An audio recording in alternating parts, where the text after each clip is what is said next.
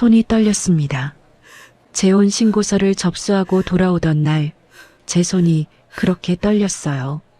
구청 민원실에서 나와 주차장까지 걸어가는데 4월 봄바람이 얼굴을 스치는데도 손끝이 차가웠어요. 행복해서 떨리는 건지 두려워서 떨리는 건지 그때는 몰랐습니다. 차 문을 열고 운전석에 앉아서 한참을 가만히 있었어요. 핸들 위에 두 손을 올려놓고 결혼 반지가 없는 왼손 네 번째 손가락을 바라봤습니다.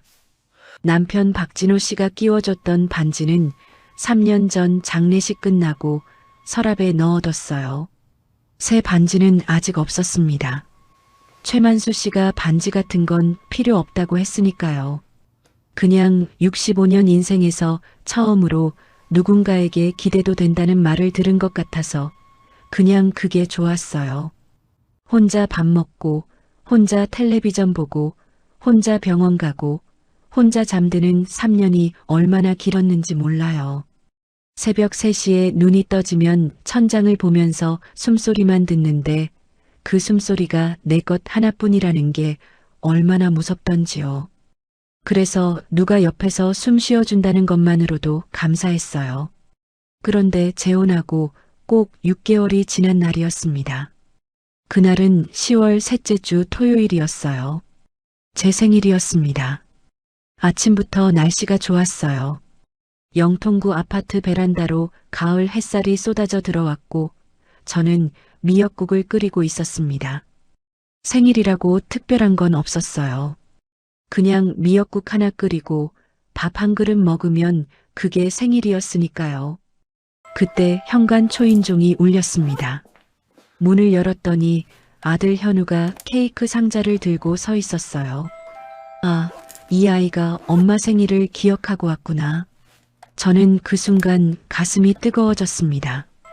그런데 거실 소파에 앉아 텔레비전을 보고 있던 새 남편 최만수 씨의 표정이 달랐어요.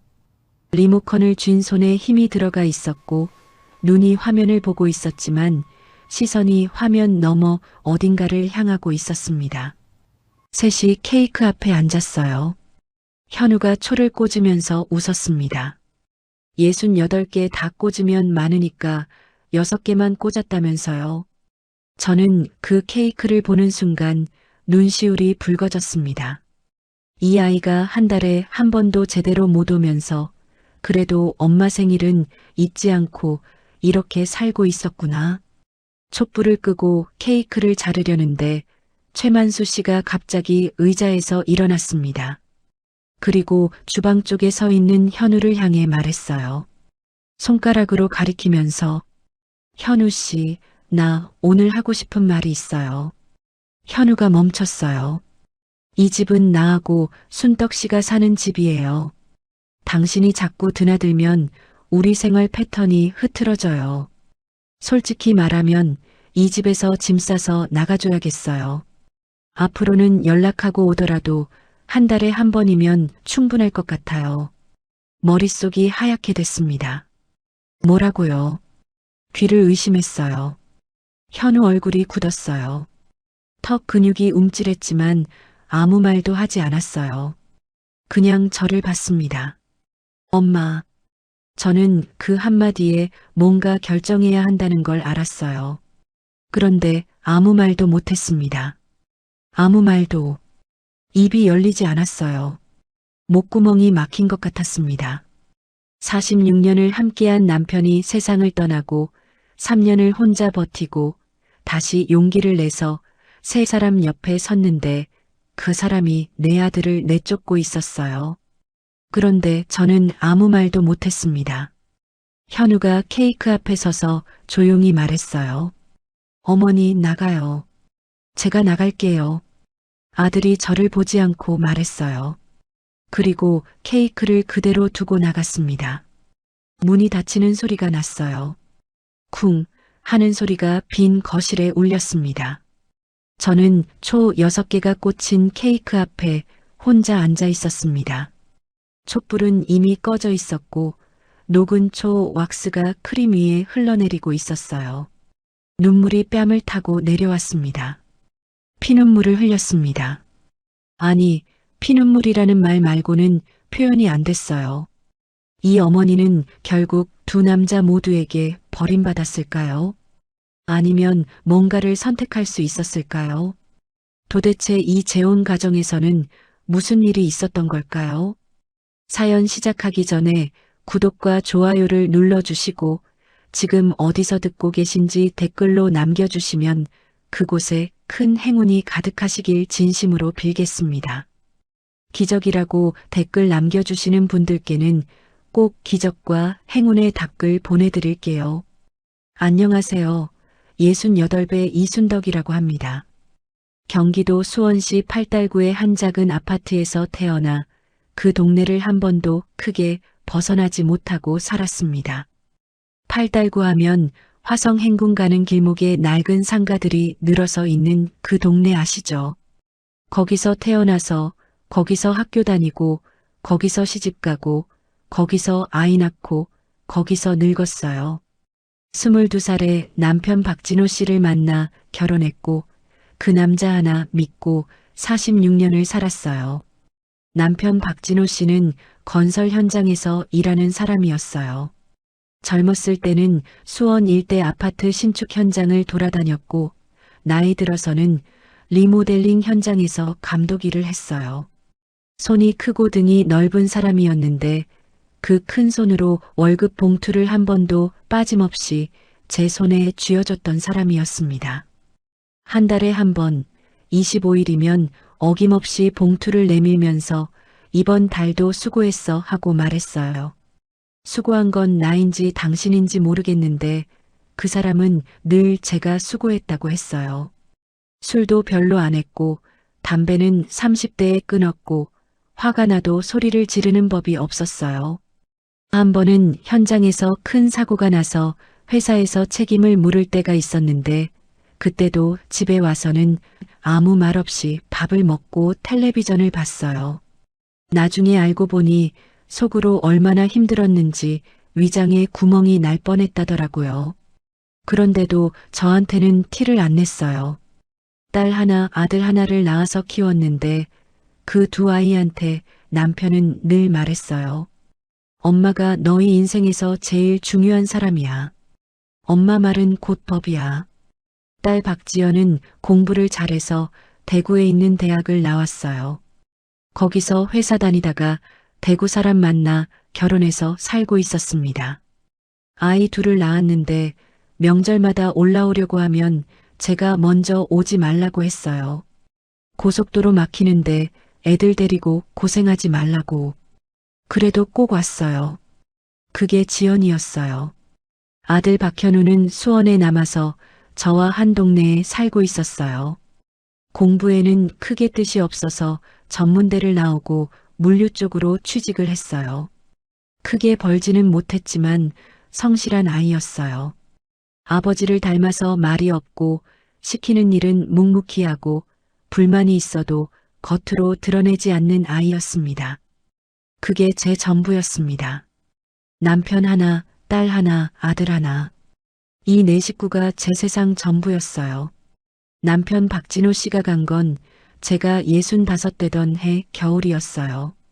12월 23일. 크리스마스 이틀 전이었습니다. 갑작스러운 건 아니었어요. 4년을 당뇨와 신부전으로 싸우다가 갔어요. 처음에 당뇨 진단 받았을 때만 해도 약 먹으면 괜찮다고 했어요. 그런데 2년 지나면서 신장이 나빠지기 시작했고 주 3회 투석을 다녔어요. 수원 팔달구에서 영통구 큰 병원까지 버스 타고 왕복 2시간을 오가면서 투석을 받았어요. 저는 매번 따라갔습니다. 투석하는 4시간 동안 대기실에 앉아서 뜨개질을 했어요. 목도리를 12개나 떴어요. 줄 데가 없어서 경로당 어르신들한테 나눠줬습니다.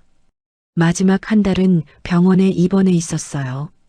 의사 선생님이 저를 복도로 불러내서 말했습니다. 보호자분, 마음의 준비를 하셔야 합니다. 저는 그 말을 듣고도 고개를 끄덕였어요. 울지 않았습니다. 울면 남편이 눈치챌까 봐요. 병실에 들어가서 남편 손을 잡고 웃으면서 말했어요. 여보, 오늘 국 맛있는 거 가져왔어. 남편이 웃었어요. 눈만 웃었어요. 입꼬리를 올릴 힘이 없었으니까요. 12월 23일 새벽 5시 남편이 잠을 자다가 갔습니다. 저는 간이 침대에서 자고 있었는데 기계 소리가 달라져서 눈을 떴어요. 남편 얼굴이 평안했습니다. 4년 동안 고통스러워하던 그 얼굴이 처음으로 편안해 보였어요. 저는 그때서야 울었어요. 복도까지 나가지 않고 그 자리에서 울었습니다. 장례식에 현우가 상주를 섰어요. 33살짜리 아이가 검은 양복을 입고 조문객한테 절을 했는데 그 뒷모습이 남편 박진호 씨랑 똑같았어요. 어깨 넓이가, 고개 숙이는 각도가. 저는 그 뒷모습을 보면서 속으로 생각했어요. 이 아이가 있으니까 나는 괜찮아. 그래도 막상 그 사람이 없어지니까 세상이 텅 비었습니다. 장례가 끝나고 집에 돌아왔을 때 현관에 남편 신발이 없었어요. 장례식장에서 수에 입혀드릴 때 실내화랑 같이 정리했거든요. 신발장 한 칸이 비어 있었습니다. 그 빈 칸을 보는데 다리에 힘이 빠져서 현관 바닥에 주저앉았어요. 아, 이제 진짜 혼자구나. 국민연금 월 110만 원하고 남편 유족연금 83만 원 합쳐서 한 달에 193만 원으로 살아야 했어요. 수원 팔달구의 25평 아파트는 남편이 30년 전에 대출 없이 사놓은 거라 다행히 제 명의로 돼 있었습니다.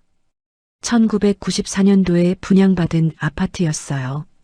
그때는 7천만 원도 안 했는데 지금 시세로 2억 8천만 원 정도 됐어요. 그게 제 전 재산이었습니다. 46년 살면서 모은 것의 전부가 그 아파트 한 채. 아들 현우가 매일같이 들렀어요. 현우는 그때 33이었고 수원역 근처 소형 오피스텔에서 혼자 살면서 중소기업 물류팀에 다니고 있었어요. 월급이 260만 원이었는데 그걸로 월세 45만 원 내고 관리비 8만 원 내고 국민연금 건강보험 소득세 떼고 밥 사 먹고 교통비 내고 핸드폰 요금 내고 나면 남는 게 거의 없다고 했어요. 적금은 매달 30만 원씩 넣고 있었는데 그것도 빠듯하다고 했습니다. 그래도 매일 퇴근하고 와서 밥 먹고 갔습니다. 제가 차려놓은 밥을 먹으면서 별말 없이 앉아 있다가 설거지하고 엄마, 나 간다 하고 갔어요. 엄마, 혼자 밥 먹지 마. 그 말이 얼마나 고마웠는지 몰라요. 사별하고 첫 번째 겨울은 그렇게 아들이 지켜줬습니다. 매일 와주는 것만으로도 살아갈 이유가 됐어요. 아이가 들어오면 현관문 여닫는 소리가 나잖아요. 그 소리가 얼마나 반가웠는지. 집에 소리가 있다는 것, 발자국 소리가 있다는 것, 누군가 부엌에서 물 따르는 소리가 있다는 것. 그런 사소한 것들이 저를 살게 했어요. 두 번째 겨울은 좀 버틸만 했고요. 남편 기일이 지나고 나니까 한결 나아졌어요. 울음이 줄었어요. 새벽에 깨는 건 여전했지만 깨서 울지는 않게 됐어요. 세 번째 겨울이 지나고 봄이 왔을 때 제 동네 경로당 회장님이 저한테 말을 꺼냈어요. 경로당은 아파트 단지 안에 있는 작은 곳이었는데 저는 남편 살아있을 때부터 거기 다녔어요. 점심에 반찬 만드는 거 도와주고 어르신들 어깨 주물러드리고 남편 가고 나서도 계속 갔어요. 거기라도 가야 사람 목소리를 들으니까요. 회장님이 배식 정리하다가 저를 옆으로 불렀어요. 순떡 씨, 이제 3년 됐잖아요. 나쁜 소리 하는 게 아니에요. 혼자 사는 거 너무 힘들잖아요. 좋은 분 한번 만나보지 않겠어요? 저는 그 자리에서 바로 고개를 저었습니다. 나이 68배 무슨 재혼이에요. 웃기지도 않게 아들도 있고 딸도 있는데 창피하기도 하고 무엇보다 남편한테 미안했어요.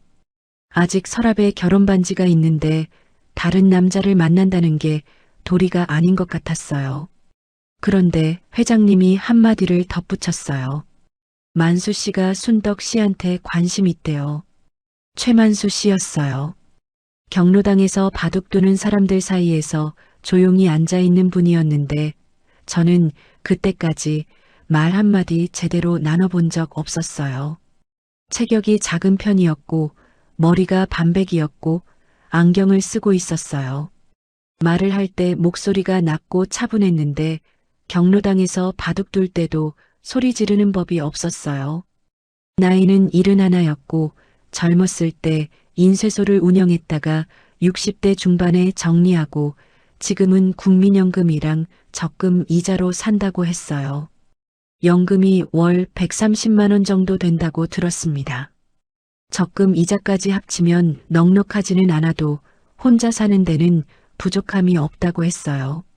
아내는 10년 전에 위암으로 먼저 갔고 슬아의 딸 하나가 부산에 시집가서 살고 있었습니다. 재산은 수원 영통구 쪽에 32평 아파트 한 채, 시세로 4억 6천만 원이라고 했어요. 처음 만난 건 경로당 근처 분식집이었어요. 회장님이 자리를 잡아줬는데 둘이 마주 앉았더니 어색해서 한참 동안 아무 말도 못했어요. 떡볶이를 시켰는데 젓가락 들기가 민망했습니다. 최만수 씨가 먼저 입을 열었어요. 저 화려한 거 바라지 않아요. 그냥 따뜻하게 같이 밥 먹을 사람이 있었으면 해서요. 그 한마디가 제 가슴 어딘가를 건드렸어요. 따뜻하게 같이 밥 먹을 사람. 그게 정확히 제가 3년 동안 그리워하던 거였으니까요. 저는 그 말에 마음이 흔들렸습니다. 두 번째 만남은 수원 화성 성곽길을 걸었어요. 봄이라 벚꽃이 피어 있었는데 최만수 씨가 걸으면서 말했어요. 순덕 씨, 나는 우리 와이프가 가고 나서 처음 10년을 참 바보같이 살았어요. 아무것도 안 하고 집에만 있었어요. 밥도 제대로 안 먹고. 딸이 올라와서 울면서 그랬어요. 아빠, 이러다 아빠도 엄마처럼 되는 거 아니에요. 그 말 듣고 경로당에 나오기 시작한 거예요. 저는 그 이야기를 들으면서 고개를 끄덕였어요. 같은 아픔을 겪은 사람이라는 게 느껴졌어요. 그 아픔을 아는 사람이 옆에 있다는 게 위안이 됐습니다. 세 번째 만남에서는 커피를 마시면서 오래 이야기했어요. 각자 손주 이야기, 건강 이야기, 연금 이야기. 솔직하게 다 했어요. 최만수 씨가 웃으면서 말했어요. 우리 나이에 숨길 게 뭐 있어요. 다 보여줘야지. 네 번째 만남에서 그분이 물었어요. 아드님은 어떻게 생각하실 것 같아요?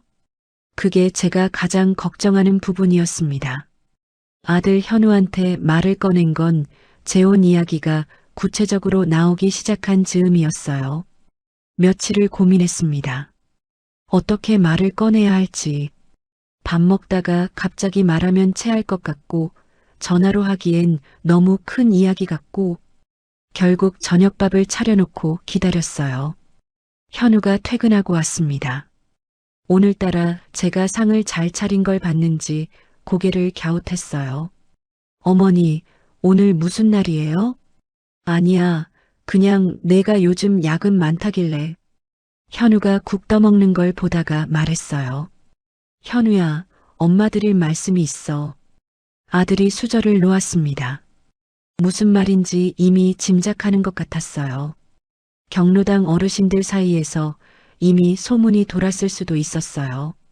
최만수 씨라는 분인데 경로당에서 알게 됐어. 좋은 분이야. 인쇄소 하시다가 은퇴하신 분이고 아내분은 10년 전에 돌아가셨어. 현우가 한동안 아무 말이 없었어요. 밥알을 수저로 으깨면서 가만히 앉아 있었습니다. 그 침묵이 길었어요. 시계 소리가 들렸어요. 거실 벽시계가 째깍째깍 움직이는 소리. 그러다 물었습니다. 그분 아파트가 어디예요? 영통구 쪽이야. 32평이래. 어머니 아파트는요? 나는 내 집 있으니까 걱정하지 마. 현우가 밥을 다시 먹기 시작했어요. 더 이상 묻지 않았습니다. 그게 그날 대화의 전부였어요. 현우는 밥 다 먹고 설거지를 하고 갔습니다. 반대도 찬성도 아니었어요. 그냥 침묵이었어요. 저는 그 침묵이 불안했지만 한편으로는 명확한 반대가 아니니까 괜찮은 거라고 스스로 위안했습니다. 그런데 일주일 뒤에 현우가 다시 왔을 때 분위기가 달랐어요. 현관에 들어서면서 바로 말했습니다. 엄마, 나 그분 한번 만나봐도 될까요? 물론이지. 잘 됐다. 저는 그게 현우가 허락해 주는 거라고 생각했습니다. 아니었어요. 현우는 그분을 시험해 보려던 거였어요. 나중에 생각해 보니 현우는 그 일주일 동안 인터넷으로 노년 재혼에 대해 검색했을 거예요. 재산 문제, 상속 문제, 사기 사례. 그런 것들을 찾아봤겠죠. 35살 아들이 어머니 재혼 소식을 듣고 제일 먼저 한 게 검색이었다니 세상이 참 달라졌어요. 세 사람이 밥을 먹는 자리를 잡았어요. 영통구에 있는 한정식 집이었는데 최만수 씨가 예약을 했어요. 현우가 양복까지는 아니어도 깔끔하게 차려입고 왔습니다. 자리에 앉자마자 현우가 최만수 씨한테 인사를 했어요. 안녕하세요. 박현우입니다. 최만수 씨도 일어서서 악수를 했어요. 최만수입니다. 만나서 반갑습니다. 그 악수가 길었어요. 두 사람이 서로의 눈을 보고 있었는데 그 사이에 뭔가가 오간 것 같았어요. 남자들끼리만 아는 그런 무언의 대화. 밥이 나오고 젓가락을 들었는데 현우가 단도직입적으로 물었어요. 저는 어머니가 외로우신 거 알아요. 3년 혼자 사시면서 고생 많이 하셨어요. 그런데 솔직하게 여쭤볼게요. 어머니 아파트는 어떻게 할 생각이세요? 저는 숟가락을 들다 말았어요. 이 아이가 이렇게 직접적으로 물어볼 줄 몰랐거든요. 최만수 씨가 담담하게 대답했어요. 그건 순덕 씨 재산이에요. 내가 손 뗄 생각 없습니다. 나도 내 집이 있고 내 연금이 있어요. 순덕 씨 재산에 관심 있어서 만나는 거 아닙니다. 현우가 한 번 더 물었어요. 혼인신고 하실 건가요? 최만수 씨가 저를 한 번 보더니 말했어요. 네, 할 생각입니다. 그게 예의라고 생각해서요. 같이 사는 건데 서류상으로도 제대로 하는 게 맞다고 봐요. 현우가 고개를 끄덕였어요. 그리고 마지막으로 물었습니다.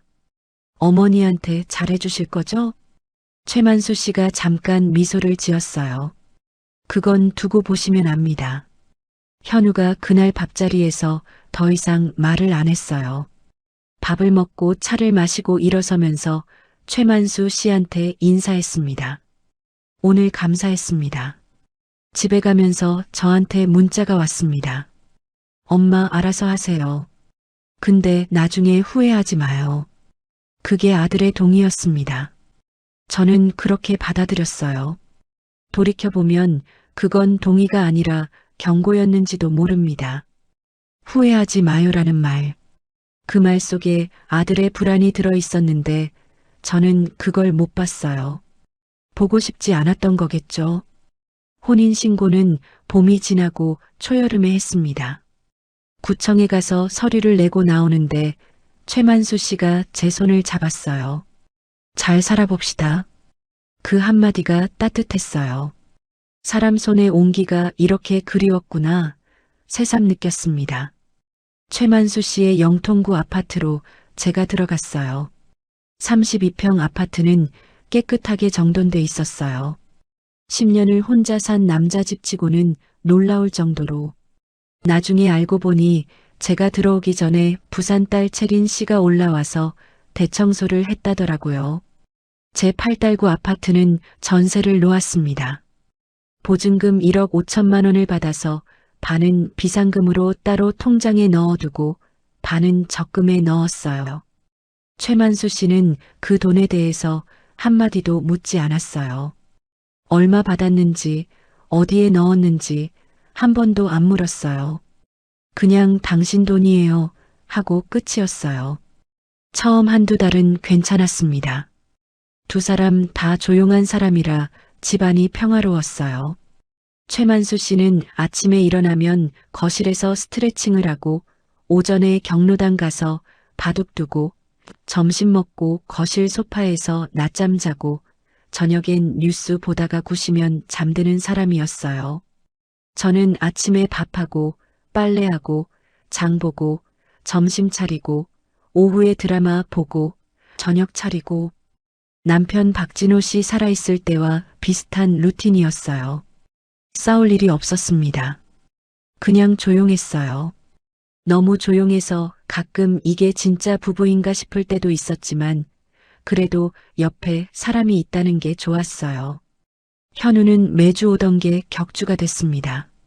처음엔 그게 좀 서운했는데 이해했어요. 낯선 남자가 어머니랑 살고 있는 집에 아들이 매주 온다는 게 어색할 수 있잖아요. 현우도 불편할 거고 최만수 씨도 불편할 거고 그 정도는 이해했습니다. 자연스러운 거라고 생각했어요. 그런데 3개월째가 되면서 뭔가 달라지기 시작했어요. 처음에는 아주 작은 것들이었습니다. 너무 작아서 저 혼자만 느낄 수 있는 것들이었어요. 현우가 격주로 오는 날 최만수 씨가 유독 말이 없어졌어요. 평소에도 말이 많은 분은 아니었지만 현우가 오는 날은 달랐어요. 거실 소파에 앉아서 텔레비전만 봤고 현우가 인사해도 고개를 한번 끄덕이는 게 전부였어요. 아, 왔어요? 이 한마디가 없었어요. 저는 그냥 성격이 원래 조용한 분이라 그런 거겠지 했어요. 남자들이 다 그렇지 뭐. 사위도 아니고 아들도 아닌 사이니까 어색한 거겠지. 그런데 점점 그 어색함이 차가워지기 시작했어요. 현우가 거실에 앉으면 최만수 씨는 방으로 들어갔고 현우가 부엌에서 저를 도우면 최만수 씨는 텔레비전 소리를 높였어요. 미세한 것들이었어요. 누가 봐도 그냥 성격 차이겠지 할 만한 것들. 그런데 그 미세한 것들이 쌓이면 벽이 됩니다. 저는 그걸 나중에서야 알았어요. 4번째 달 어느 토요일이었습니다. 현우가 격주 방문을 해서 왔고 제가 점심으로 된장찌개를 끓이고 있었어요. 현우가 좋아하는 감자를 넉넉히 넣었어요. 두부도 크게 썰어 넣고 세 사람이 밥상 앞에 앉았는데 최만수 씨가 갑자기 말했어요. 한 번도 들은 적 없는 톤이었어요. 차갑지는 않은데 날카로웠어요. 현우 씨, 오늘 몇 시에 갈 예정이에요? 현우가 당황했어요. 숟가락을 든 채로 멈췄습니다. 저도 숟가락을 내려놓을 뻔했습니다. 그냥 저녁 전에는 갈게요. 최만수 씨가 알겠어요. 하고 밥을 다시 먹었어요. 마치 업무적인 확인을 한 것처럼 회의 시간 체크하듯이 밥맛이 없어졌어요. 저는 된장찌개를 떠먹으면서도 맛을 못 느꼈어요. 현우도 밥을 빨리 먹었습니다. 현우는 그날 2시에 갔습니다. 점심 먹고 1시간도 안 돼서 가면서 저한테 현관에서 말했어요.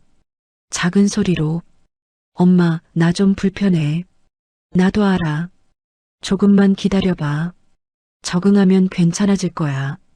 저는 그렇게 말했지만 속이 답답했습니다. 억장이 무너지는 것 같았어요.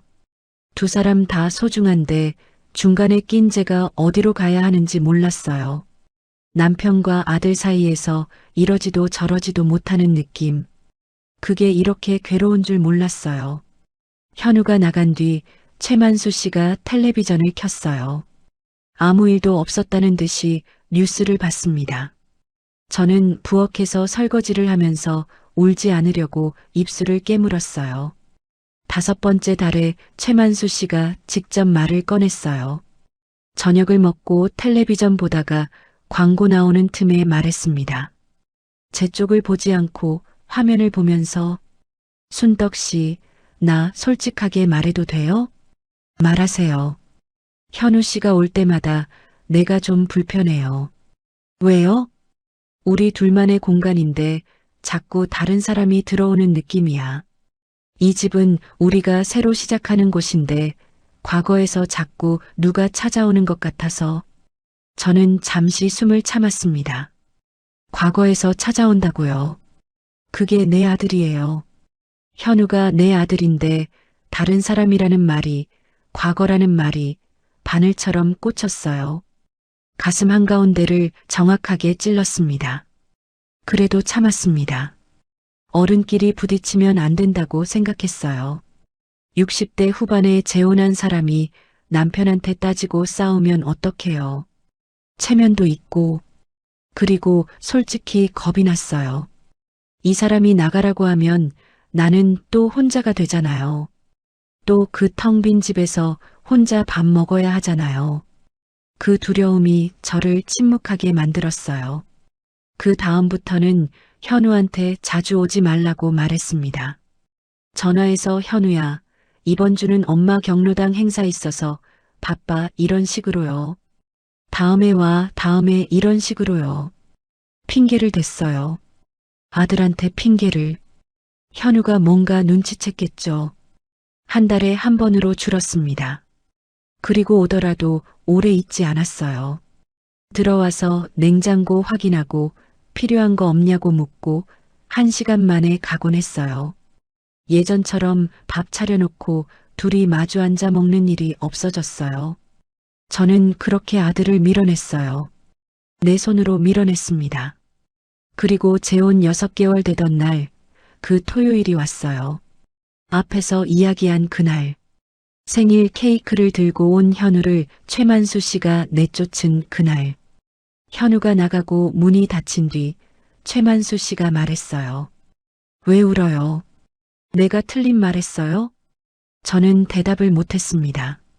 틀리지 않았어요. 라고 말하고 싶지 않았고, 틀렸어요. 라고 말할 용기도 없었어요. 진짜 무서웠던 건 그 순간 제가 최만수 씨 편을 들어야 하나 고민했다는 거예요. 남편 편을 들어야 집이 유지되잖아요. 그 집이 없으면 나는 또 혼자잖아요. 그 계산이 무의식 중에 돌아가고 있었다는 게 나중에 생각하니 저 자신이 끔찍했어요. 그날 밤 저는 잠을 못 잤습니다. 새벽 2시에 현우한테 문자를 보냈어요. 현우야, 엄마가 미안해. 답장이 없었습니다. 다음날 아침에도 없었어요. 그 다음날도요. 휴대폰을 확인하고 또 확인하고 알림음이 울릴 때마다 심장이 뛰었는데 전부 다른 문자였어요. 경로당 단체 채팅, 통신사 광고, 아파트 관리비 안내. 사흘이 지나서 현우한테서 전화가 왔습니다. 저는 벨소리가 울리자마자 받았어요. 손이 떨렸습니다. 어머니, 저 이사 가려고요. 뭐? 오피스텔 계약 만료됐는데 어차피 옮겨야 해서요. 그냥 좀 멀리 가려고요. 어디로? 화성 쪽이요. 회사 근처에. 화성이면 차로 40분이 넘는 거리였어요. 가슴이 철렁 내려앉았습니다. 현우야, 그냥 수원에 있어. 엄마 근처에 있어. 어머니, 전 괜찮아요. 어머니가 행복하면 되죠. 그 한마디가 칼처럼 박혔어요. 어머니가 행복하면 되죠. 이 아이가 이렇게 눌러두고 가고 있었던 겁니다. 자기 마음속에 있는 서운함, 분노, 외로움을 전부 눌러두고 어머니가 행복하면 된다는 말 한마디로 포장해서 떠나고 있었어요. 그 말 속에 얼마나 많은 것들이 삼켜져 있었는지 저는 전화를 끊고 한참을 울었어요. 어찌나 울었는지 눈이 부었고 목이 쉬었습니다. 베란다 창가에 서 있다가 다리에 힘이 풀려 주저앉았어요. 거실 바닥에 앉아서 한참 동안 멍하니 앞을 봤습니다. 텔레비전이 꺼져 있었는데 검은 화면에 제 얼굴이 비쳤어요. 늙은 여자가 바닥에 앉아서 울고 있었습니다. 그 모습이 너무 초라했어요. 그때부터였어요. 최만수 씨를 다시 보기 시작한 게 아니, 정확히 말하면 제대로 보기 시작한 거였어요. 현우가 화성으로 이사를 간 게 8월 첫째 주였어요. 저는 가보지도 못했습니다. 갈 수가 없었어요. 새 남편한테 아들 이사 보는 데 가겠다고 말하기가 이상했고, 그렇다고 혼자 가면 최만수 씨 눈치 보이고, 만약에 갔다 와서 어디 갔다 왔어요? 물으면 뭐라고 대답하지.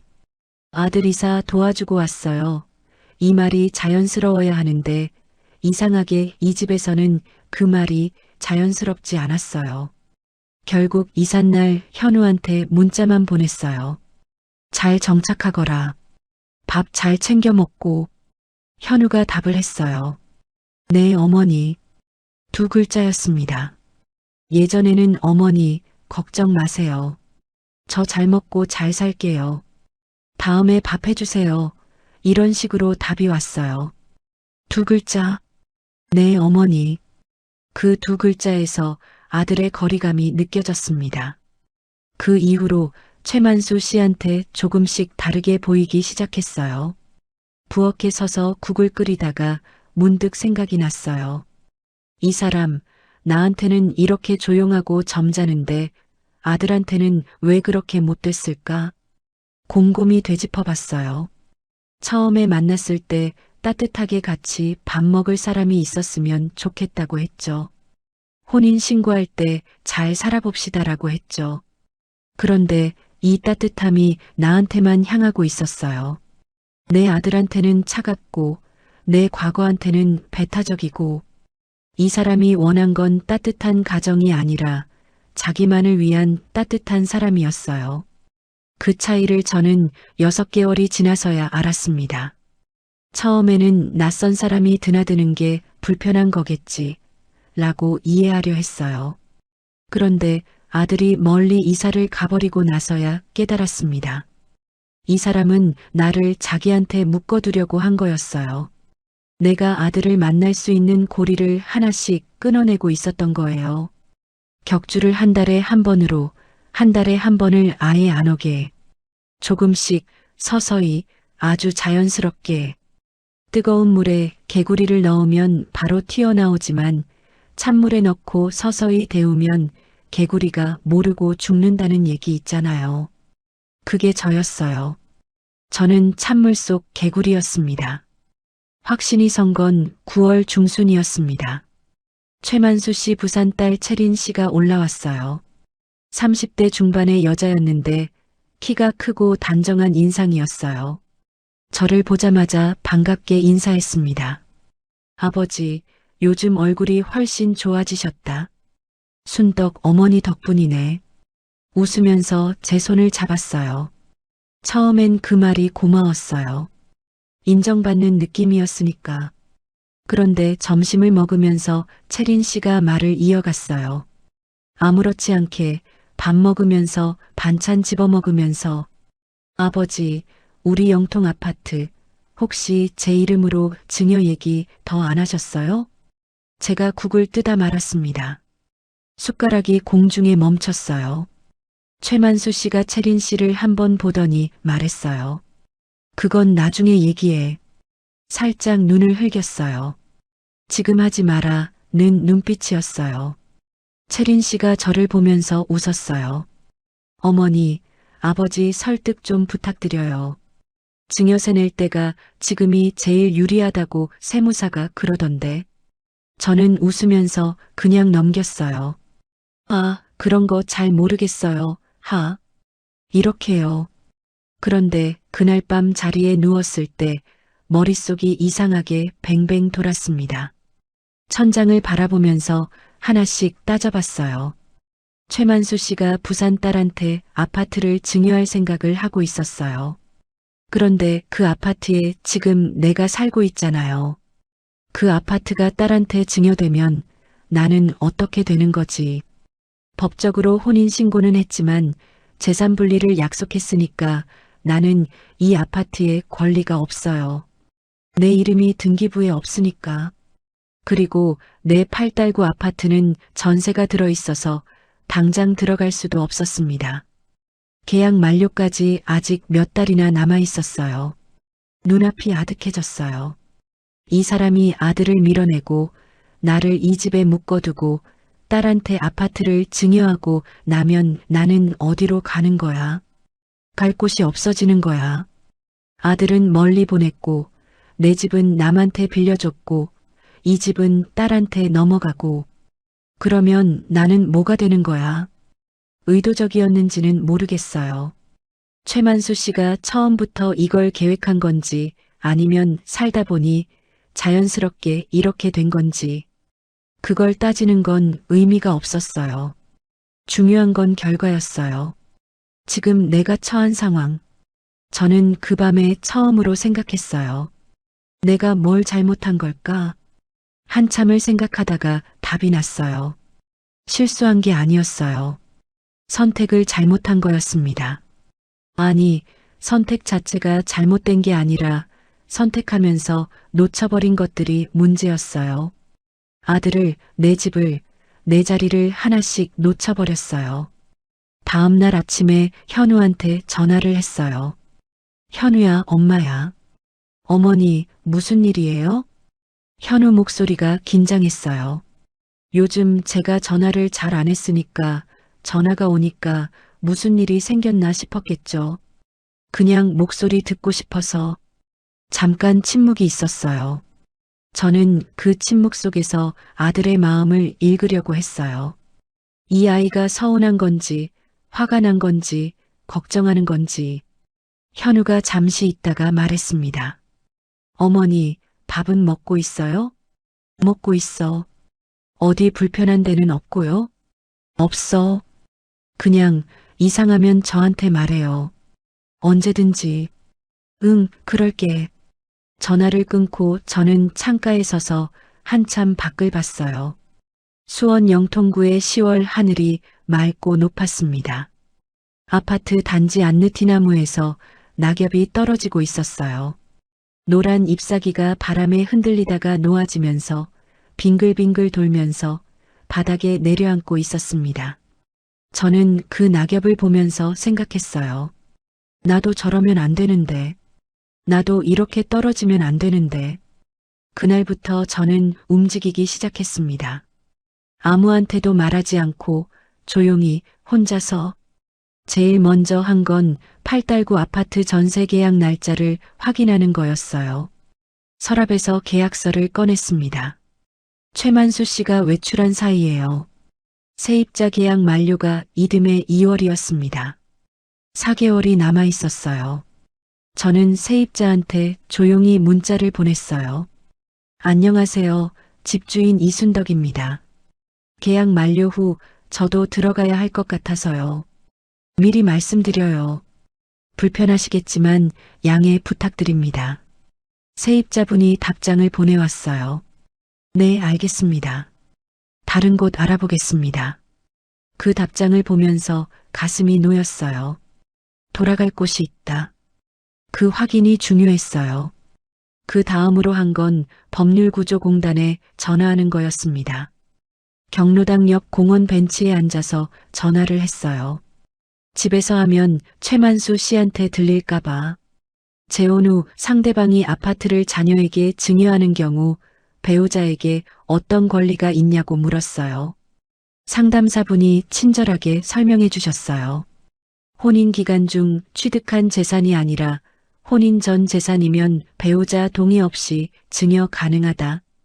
다만 혼인 기간 동안 기여한 부분이 있다면 기여분을 주장할 수 있다. 하지만 그걸 증명하는 건 쉽지 않다. 특히 혼인 기간이 짧으면 5개월이었어요. 혼인 기간이 5개월 동안의 기여분이라니. 밥 해주고 빨래 해준 게 기여분으로 인정받을 수 있을까? 저는 그 말을 듣고 가만히 앉아 있었어요. 공원 벤치에서 비둘기 한 마리가 제 발 앞을 지나갔어요. 바람이 불었어요.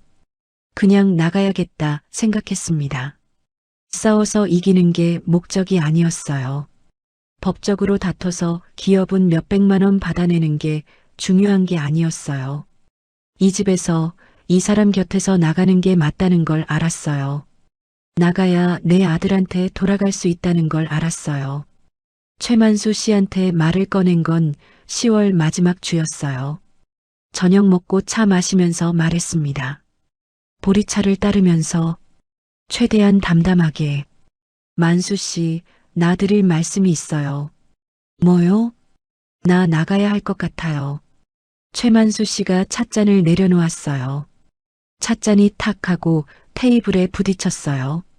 얼굴에 놀란 기색이 스쳤다가 곧 사라졌어요. 갑자기요? 갑자기는 아니에요. 생각을 많이 했어요. 우리가 같이 사는 게 서로한테 불편한 것 같아서요. 나는 아들이 자유롭게 오가지 못하는 집에서 사는 게 힘들고 당신은 내 아들이 드나드는 게 불편하잖아요. 이건 누가 맞고 틀리고의 문제가 아니에요. 그냥 안 맞는 거예요. 나는 불편하지 않은데. 최만수 씨가 말했어요. 그런데 눈을 안 마주쳤어요. 저는 조용히 말했어요. 저는 불편해요. 그 말을 하는데 온 힘을 다했어요. 46년을 남편한테 맞춰 살고 아이들한테 맞춰 살고 항상 남의 기분을 먼저 살피던 사람이 나는 불편하다고 말하는 게 이렇게 어려운 줄 몰랐어요. 최만수 씨가 한참 저를 봤습니다. 그 시선이 무거웠어요. 화가 난 건지 당황한 건지 아쉬운 건지 분간이 안 됐어요. 그러다가 말했어요. 현우 때문이에요? 네. 그 한마디를 하는데 46년이 걸린 것 같았어요. 46년 동안 괜찮아, 괜찮아 하면서 참아온 것들이 그 한 글자에 담겨 있었어요. 네. 내 아들이 내 인생에서 당신보다 먼저예요. 그 말을 네 한 글자로 한 거예요. 저는 그 말을 하면서 눈물이 날 것 같았는데 눈물이 안 났어요. 그냥 담담했습니다. 이미 결정이 서 있었으니까요. 며칠 전부터 이미 마음은 떠나 있었어요. 몸이 아직 이 집에 있었을 뿐. 최만수 씨가 말했어요. 나는 잘못한 게 없어요. 저는 고개를 끄덕였어요. 당신은 잘못하지 않았어요. 나도 잘못하지 않았어요. 그냥 맞지 않는 거예요. 당신은 당신대로 편안한 노후를 원했고 나는 나대로 아들과 가까이 살고 싶었고 그 두 개가 한 집에서 양립할 수가 없었던 거예요. 이혼 신고는 11월에 했습니다. 재혼한 지 꼭 5개월 만이었어요. 같이 구청에 갔어요. 같은 구청, 같은 민원실, 같은 창구. 봄에 혼인 신고를 하고 가을에 이혼 신고를 하는 거였어요. 창구 직원이 서류를 받으면서 잠깐 저를 봤어요. 무슨 말을 하려다 말았어요. 재산 정리는 간단했어요. 처음부터 분리해뒀으니까요. 저는 제 전세 보증금 1억 5천과 적금, 그리고 아직 세입자가 있는 8달구 아파트를 가지고 나왔습니다. 최만수 씨 재산은 한 푼도 안 건드렸어요.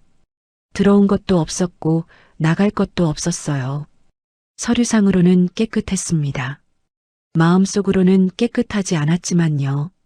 구청에서 나오면서 최만수 씨가 말했어요. 순떡 씨, 미안하게 됐어요. 저는 고개를 끄덕이고 걸었어요. 뒤돌아보지 않았습니다. 이혼 신고 후에 처음 한 일이 현우한테 전화하는 거였어요. 구청 앞 버스 정류장에서 전화를 했어요. 버스를 기다리면서 현우야, 엄마야. 어머니, 엄마 이혼했어. 전화기 너머가 잠깐 조용해졌습니다. 바람 소리만 들렸어요. 현우 쪽에서도 바람이 불고 있었나 봐요. 그러다 현우 목소리가 들렸어요. 약간 갈라진 목소리. 언제요? 오늘. 또 잠깐 조용했어요. 저는 그 침묵 속에서 아들이 울고 있는 건 아닐까 생각했어요. 이 아이가 혼자서 얼마나 버텼을까? 현우가 말했습니다. 어머니, 제가 지금 갈까요? 응, 와줘. 현우가 화성에서 수원까지 오는데 40분이 걸렸어요. 제가 경로당 옆 작은 카페에서 기다리는데 현우가 들어왔습니다. 헐렁한 점퍼 입고 머리를 못 빗고 달려온 것 같았어요. 운동화 끈도 한쪽이 풀려 있었어요. 급하게 나왔구나. 저를 보자마자 의자를 당겨 앉으면서 말했어요. 밥은요? 못 먹었어. 현우가 일어났어요. 아무 말 없이 뭐 사올게요. 잠깐 사이에 핫초코 2잔이랑 햄 샌드위치를 들고 왔어요. 저 앞에 놓으면서 말했습니다. 드세요. 따뜻한 거 먼저 마셔요. 저는 핫초코를 한 모금 마시려다가 샌드위치를 한 입 먹으려다가 결국 울고 말았어요. 소리도 없이 그냥 눈물이 줄줄 흘렀습니다. 카페 안에 사람이 몇 명 있었는데 신경 쓸 겨를이 없었어요. 현우가 아무 말도 안 했어요. 위로의 말도 괜찮다는 말도 안 했어요. 그냥 제 손 위에 자기 손을 얹었어요. 큰 손이었습니다. 손마디가 굵고 손등에 힘줄이 올라와 있었어요. 남편 박진호 씨 손을 닮았어요. 건설 현장에서 일하던 그 큰 손. 저는 그 손을 잡고 오래 울었어요. 핫초코가 식어버렸어요. 그래도 괜찮았어요. 다음 날 현우가 이사를 도와줬습니다. 팔달구 아파트 세입자가 사정을 알고 일찍 나가주기로 해서 짐을 옮길 수 있었어요. 큰 짐은 없었어요. 제가 영통 아파트로 들어갈 때 꼭 필요한 것들만 가져갔었으니까요. 옷가지 몇 벌, 이불, 그릇 몇 개, 양념통. 짐차 한 대면 됐습니다. 현우가 짐을 나르면서 말이 없었어요. 묵묵하게 상자를 들고 계단을 오르내렸어요. 팔달구 아파트에 돌아온 날 저는 현관문 열고 들어서면서 숨을 크게 들이마셨어요. 30년 된 집 냄새가 났습니다. 벽지 냄새, 장판 냄새, 오래된 나무 가구 냄새, 남편 박진호 씨 냄새 같기도 하고 아이들 어렸을 때 학교 가방에서 나던 냄새 같기도 했어요. 세입자가 살면서 환기를 잘 안 했나 봐요. 좀 퀴퀴한 냄새가 섞여 있었는데 그것도 반가웠어요. 여기다 싶었습니다. 여기가 내 자리야. 이 좁은 25평 아파트가 벽지가 좀 들뜨고 싱크대 수도꼭지가 좀 낡은 이 아파트가 내 자리야. 짐 정리하고 나서 현우랑 둘이 앉아 저녁밥을 먹었어요. 냉장고가 비어 있어서 장을 볼 수가 없었고 근처 편의점에서 라면을 사왔어요. 현우가 라면을 끓여줬습니다. 냄비에 물 넣고 끓이면서 스프 넣고 면 넣고 별거 아닌 동작인데 눈물이 나려고 했어요. 이 아이가 부엌에서 라면을 끓이고 있다. 이 집 부엌에서, 내 부엌에서 라면이 그렇게 맛있을 수가 없었어요. 면발이 꼬들꼬들하고 국물이 얼큰하고 편의점 라면인데 왜 이렇게 맛있는지. 현우야. 응. 엄마가 미안해. 내가 생일 케이크 들고 왔을 때 엄마가 아무 말도 못하고 현우가 라면 건더기를 건져 먹으면서 말했어요. 저를 안 보고. 됐어요. 어머니가 어려웠던 거 알아요. 그 상황에서 뭘 어떻게 해요? 나는 나쁜 선택을 한 거야. 처음부터. 그건 아닌데요. 아니야. 분명히 잘못된 선택이었어. 현우가 수저를 놓고 저를 봤어요. 눈이 빨갛게 돼 있었어요. 이 아이도 울고 싶었구나. 어머니, 사람을 잘못 선택한 게 아니에요. 그분이 나중에 달라진 거잖아요. 처음엔 괜찮은 분이셨잖아요. 어머니는 그냥 외로우셨던 거고요. 외로워서 선택한 게 잘못은 아니에요. 저는 그 말을 듣고 또 눈물이 날 것 같았어요. 이 아이가 이렇게 어른이 됐구나. 35살짜리 아이가 68살 어머니를 위로하고 있었어요. 남편이 살아 있었으면 엄마 말은 곧 법이야 했을 그 아이가 이제 엄마를 지키는 사람이 돼 있었어요. 현우가 덧붙였습니다. 근데 어머니, 다음에 또 좋은 분 만나면 이번엔 저한테 먼저 말하지 말고 본인이 충분히 알아보세요. 한 달, 두 달 말고 최소 1년은 만나보시고 급하게 혼인 신고하지 마시고. 저도 모르게 피식 웃었어요. 싫어. 다시는 안 해. 남자 만나는 거 이제 그만. 현우도 웃었습니다. 그래요. 그러든지요. 그 웃음이라면 냄새랑 섞여서 따뜻했어요.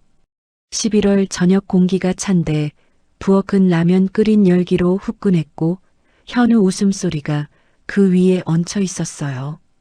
오래 기억할 것 같았습니다. 아니, 평생 기억할 겁니다. 그 겨울을 둘이 보냈어요. 12월이 오고 남편 박진호 씨 기일이 왔어요. 현우랑 둘이 납골당에 갔습니다.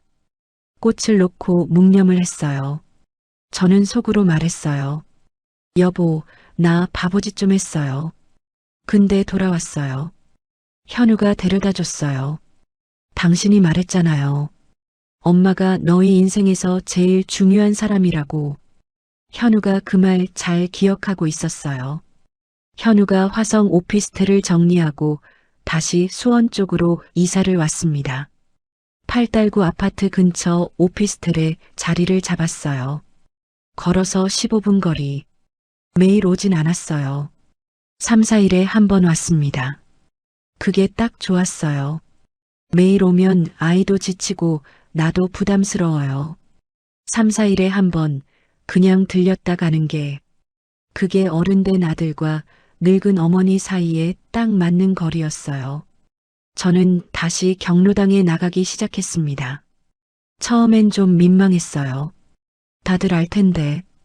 회장님이 저를 보고 말했어요. 순덕 씨, 잘 됐어요? 저는 솔직하게 말했습니다. 아니요. 잘 안 됐어요. 그냥 나왔어요. 숨기거나 포장할 힘이 없었어요. 회장님이 한동안 저를 보더니 말했어요. 잘 나왔어요. 그 한마디가 어찌나 시원하던지요. 잘 나왔어요. 세 글자. 그 세 글자가 저한테는 위로이자 인정이자 응원이었어요. 잘 나왔다. 내가 잘못한 게 아니다. 나오길 잘했다. 그 모든 의미가 그 세 글자에 담겨 있었어요. 경로당 어르신들이 별말 안 하셨어요. 뒤에서 수군거리는 분이 있었을 수도 있지만 적어도 제 앞에서는 아무도 안 물었어요. 그냥 예전처럼 대해줬어요. 순떡 씨, 이리 와서 앉아. 오늘 반찬 좀 해줘. 된장찌개 내가 끓이는 게 제일 맛있어. 그 일상이 돌아온 게 행복했어요. 이듬해 봄의 딸 지연이가 대구에서 올라왔어요. 미리 전화로 다 말해뒀어요. 재혼했다가 이혼한 것까지. 지연이가 전화로 울었어요. 엄마, 왜 나한테 미리 안 말했어요? 왜 혼자 그런 일을 겪었어요? 나는 내가 대구에서 바쁜데 걱정시키고 싶지 않았어. 엄마, 그러지 마요. 제가 뭐가 바빠요. 엄마가 제일 중요한데. 지연이가 큰 쇼핑백 들고 현관 들어서면서 말했습니다. 양손에 쇼핑백이었어요. 하나는 과일, 하나는 건강식품. 엄마, 뭐가 필요해? 내가 다 사줄게. 이불도 새로 사야 하는 거 아니에요? 커튼도 바꿀까? 저는 지연이 손을 잡고 말했어요. 너 손 잡는 거 필요해. 지연이가 쇼핑백을 내팽개치고 저를 안았어요. 딸 내음이 났습니다. 샴푸 냄새가 섞인 아이적 그대로인 딸 내음. 저는 지연이 등을 한참 두드려줬어요. 다 컸는데도 이 아이 등이 이렇게 따뜻하구나. 그날 저녁에 현우도 와서 셋이 밥을 먹었어요. 지연이가 요리를 하겠다고 부엌을 차지했는데 요리를 못하는 아이라 결국 제가 다 했어요. 현우가 설거지했어요. 지연이가 과일 깎았어요. 세 사람이 좁은 거실에 앉아서 텔레비전 보면서 사과를 먹었어요. 특별한 대화는 없었어요. 지연이가 손주 이야기하고 현우가 회사 이야기하고 저는 경로당 이야기했어요. 그냥 평범한 저녁이었어요. 그 평범함이 얼마나 귀한 건지 잃어봐야 알아요. 그게 제 68년 인생에서 제일 필요했던 거였어요. 손 잡아주는 사람. 아파트도 연금도 재혼도 아니었어요. 4억짜리 아파트도 130만 원짜리 연금도 아니었어요. 그냥 내 손 잡아주는 사람. 아플 때 괜찮냐고 물어주는 사람. 밥 먹었냐고 전화해주는 사람. 아무 이유 없이 들렀다 가는 사람. 그 사람들이 제자리에 있어야 했어요. 여기. 지금 저는 팔달구 아파트에서 혼자 삽니다. 아침에 일어나면 창문을 열어요.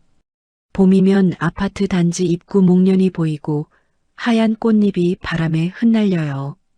여름이면 느티나무 잎이 바람에 흔들리고 매미 소리가 요란해요.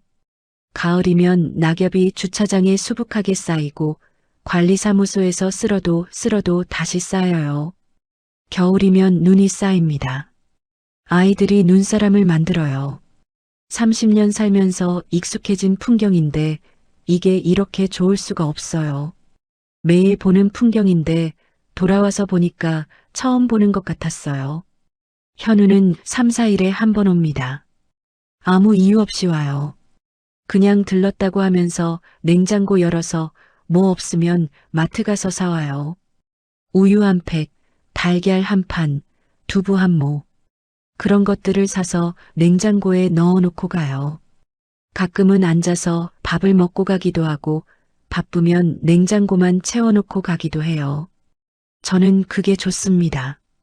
아무 이유 없이 오는 게 들렀다는 말이 이렇게 따뜻한 말인 줄 처음 알았어요. 지연이는 달에 한 번 옵니다. 대구에서 KTX 타고 올라와요. 왕복 교통비만 해도 적잖을 텐데 올 때마다 뭔가를 들고 와요. 저한테 필요한 게 있는지 물어보고 없다고 해도 사와요. 엄마, 이거 관절에 좋은 거래. 엄마, 이 크림 발라봐, 피부에 좋대. 저는 그게 또 좋습니다. 필요 없는 걸 사다 주는 게 필요 없다는 걸 알면서도 사다 주는 마음. 그게 사랑이잖아요. 국민연금 110만 원하고 유족연금 83만 원 합쳐서 193만 원으로 삽니다. 팔달구 아파트는 이제 전세를 안 줬어요. 그냥 제가 살아요. 아파트 관리비 15만 원, 전기가스 합쳐서 15만 원 안팎, 식비는 현우가 자주 오니까 크게 안 들고요. 경로당에서 점심 먹는 날도 있고 현우가 반찬 사다 주는 날도 있어요. 이렇게 살면 돼요. 넉넉하진 않지만 부족하지도 않아요. 가진 것은 많지 않지만 거짓말은 하지 않고 살았습니다. 그리고 선택을 잘못한 적도 있지만 결국 제 자리로 돌아왔습니다. 돌아올 수 있었던 건 아들이 있었기 때문이에요. 아들이 손을 놓지 않았기 때문이에요. 제가 밀어냈는데도 멀리 이사를 갔는데도 이 아이는 끝까지 저를 놓지 않았어요. 어머니가 행복하면 된다는 말로 자기 마음을 눌러놓으면서도 전화하면 밥은 먹고 있어요? 라고 물으면서 그게 이 아이가 저를 사랑하는 방식이었어요. 저는 이 이야기를 듣고 계신 분들한테 꼭 말씀드리고 싶어요. 노년의 외로움은 부끄러운 게 아니에요. 혼자 밥 먹는 게 힘들고 새벽에 눈 떠서 천장 보는 게 무서운 거, 그거 당연한 거예요. 부끄러워할 거 아니에요. 그런데 그 외로움 때문에 서두르게 되는 게 위험한 거예요. 마음이 급해지면 눈이 좁아집니다.